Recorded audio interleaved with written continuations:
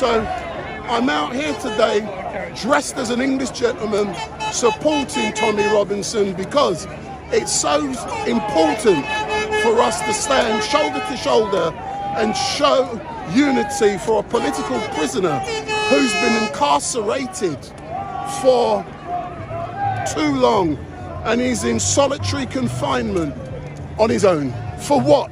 For a civil offence.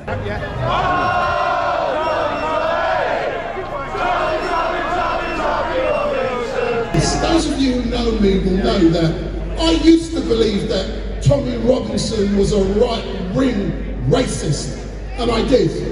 I have no problem in admitting this to thousands and thousands of people, but I did my own research and I found out that Tommy is an English gentleman and he is fighting for this country, and that is so good. Don't let them shut you down. Don't feel embarrassed in front of your friends. Speak out every time for what's right and for Tommy.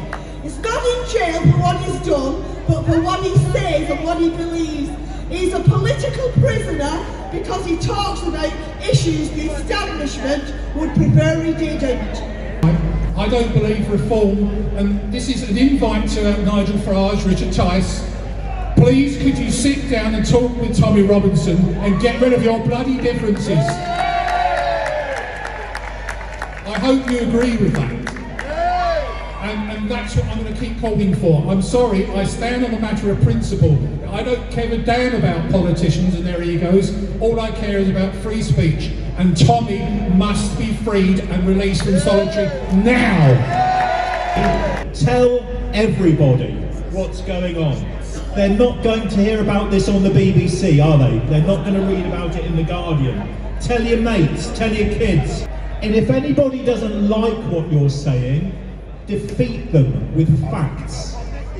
That's what Tommy does, isn't it? I've never seen him lose an argument. Because he just bombards people with truth and facts, and you can't stand up against it. So we must all do the same. We must all step up now. We are all Tommy Robinson. And we should remember on the 20th of January, Donald J. Trump got back into office. The first thing what he did after being president again, he released 1,500 of the January 6th prisoners. So my call is now directed to Keir Starmer. You should release all political prisoners by Monday. And if not, you get the hell out of this office. Thank you. And now we have started to copy what the old Soviet Union used to do, where people cannot critique, they cannot question, and they're being locked up for giving their opinions. Because Tommy Robinson is a political hostage, taken by a corrupt regime here in the United Kingdom. One of the narratives that I hear about Tommy Robinson coming from the media is that Tommy is not a political prisoner. And that is obviously false, because we are ruled by communists. And we know this because Rachel Reeves put up a picture of a communist in her office. Keir Starmer was a Trotskyist in his youth, and his opinion on things has not changed. And to the communists, everything is political. So we're getting updates from behind stage of the counter-protesters, the lazy left kicking the can about. You know the ones. There's about 500 of them with absolutely nothing to protest against. What about mutual respect? The only thing we are told to respect is Islam and every culture except ours. What about tolerance? That means an acceptance of error, and I don't subscribe to that. British values are subjective, but biblical values are absolute, and they will show us how to live. This is now LGBTQI month. I don't know if you knew, but this is the first of 28 long days where we celebrate the sexual madness of LGBTQI. It's a month of sexual perversion that reigns in our nation and seeks to destroy the family. Should LGBTQI you guys should really stand for. Let's go break the queer ideology. That's what I would suggest. Let's talk about Salwan. Salwan Momika, a Christian refugee from Iraq, a genuine refugee and asylum seeker. The liberal left, who claim that all refugees are welcome here. Not Salwan. The Swedish government let him down.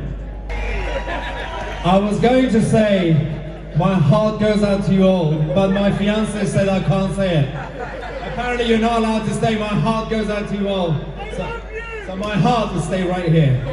Not moving, stay right here. You know, in this country, they have got one word, that is Islamophobia. The phobia word, they have used it in a very wrong way. We are not scared of Islam. We are not scared of Islam. This country belongs to Christians. A lot of asylum people have come here. They have welcomed in this country. But when you live in this country, you don't backstab the country. You don't backstab the country. You respect the country. You don't backstab it. So, your Sharia laws, keep it in your backside. Keep your Sharia laws in your backside. We don't need it here in this country. If you don't want to live in this country, you can go back to your Sharia countries. Not here. Not here. For too long, they've tried to divide us. They've tried to silence us. They've stripped away our culture, but today that ends. Because we want our country back isn't just a slogan, it's a battle cry. This land is ours. It was built by giants, by warriors,